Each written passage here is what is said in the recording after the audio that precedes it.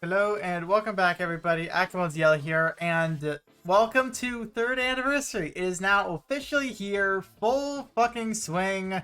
Event drops are here. A couple days will be the new event. Lots of lore, lots of goodies for your haul. Like, can't wait for anniversary. But as of yesterday, not in the in-game news yet, but we have a Ask Okada that has dropped. So I'm going to be covering it because this is stuff that will definitely happen, and it was more or less talked about a little bit during the digest, so aka December stuff, and this just expands on that further. So before we continue any further, feel free to subscribe for more content. I do have more guides planned, probably tomorrow and a little bit afterward. Don't worry, this is going to be the only video for today. I'm not going to overload you guys. Just have fun farming. Well, as much fun as you can have farming, really. And check out links in the description down below. They do mean a lot if you do. After you surpass 400 followers on Twitter, so that's nice. And we're almost at 1.5k subs, if not already hit. I have not checked prior to me I'm doing this, so it does mean a lot. Thank you all very, very much. Every single follower, subscriber does mean the world to me.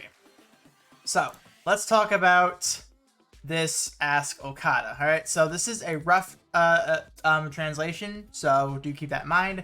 So Zethia's drag transformation is a special version. So this is interesting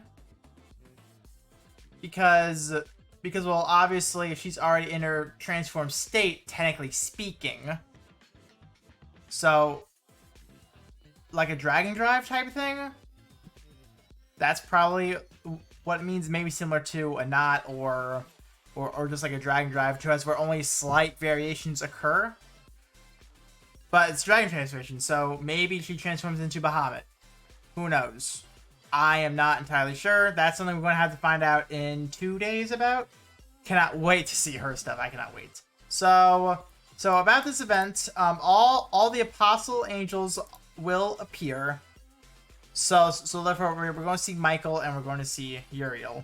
So the main characters do not appear much in the first half of the event. It will obviously focus a little bit more on the apostles like Painal, Nevin, Ferris, Brazarda, stuff like that. But the main characters will appear in the second half of the event. And this will tie directly into story. So it's pretty much like we're getting another whole main story chapter, part 1 and part 2, mixed with this event. So this is going to be nice. This is going to be very, very nice. Absolutely cannot wait. It's going to be... I'm so excited to dive into reading it. But now we have the Kaleido Labyrinth, aka also called the Kaleidoscape, or where I call this several times the Kaleidoscope. By accident, obviously, but don't worry. I know it is. I believe everyone is just going to call it Labyrinth, right? So I'm just going to call it the Labyrinth, all right? So it will be difficult to clear at first sight. However, no training or prior knowledge is required, so feel free to enjoy it. So it's similar to ABR, to as of where you don't need anything in order for you to dive right in.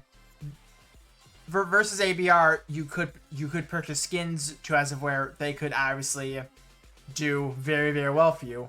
Versus this, you really only need to have the unit you want to clear it with. That's about it. So reward amulets change depending on the character used. This is where like, oh well, you have Galazethia, those are going to be different rewards than just like regular Yuden, stuff like that. That is where it will obviously matter, and very slightly, but beyond that, it should not matter too much on the gameplay itself. So although there are plans to add Labyrinth, they will not be done frequently. So that's interesting. That's interesting. So like Gauntlet, to as of where it's I don't know how to compare it to anything. I don't know. But I'm excited because unlike ABR, they plan on actually expanding on this game mode. I'm excited for that. Very, very excited for that. I'm excited to see it.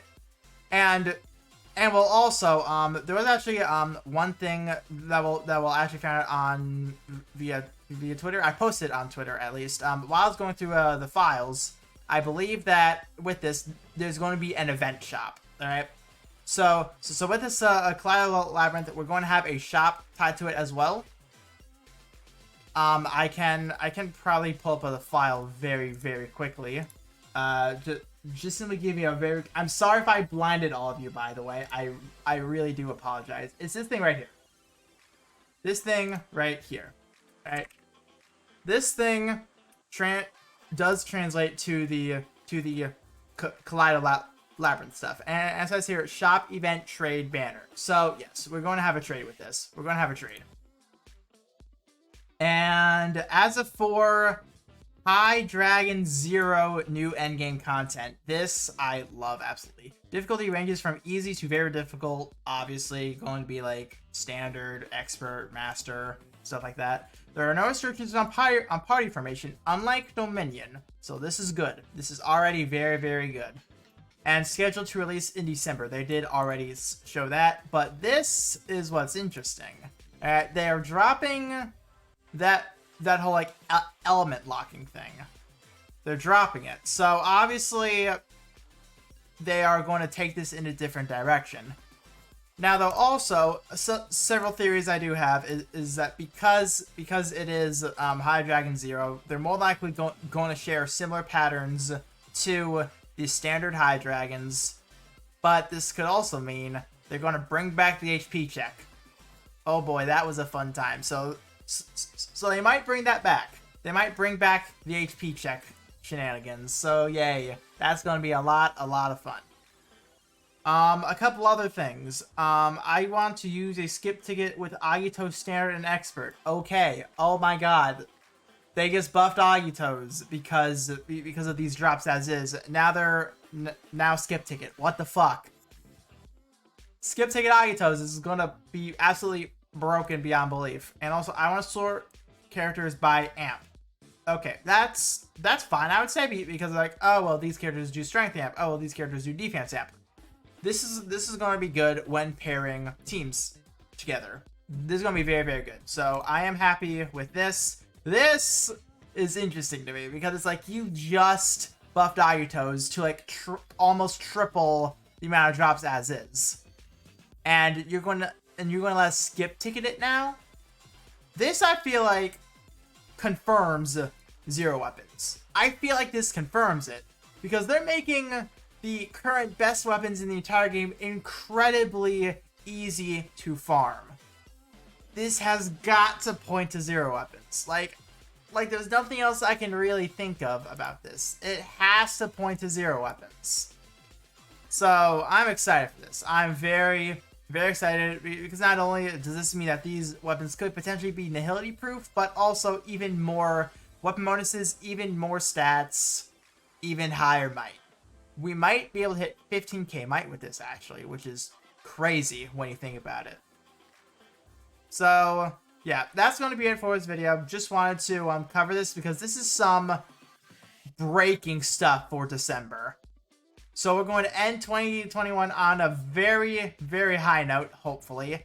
And 2022 will just be that much better. So hopefully you did enjoy this. Hopefully you are excited for all these changes as well. Well, I would say changes. More like content additions. I hope that you guys are very excited for this. Oh, and by the way, thank you to this user for the ref translation. Thank you very much. And until tomorrow, I'll see you all next time. Live the hype, guys. Live the hype.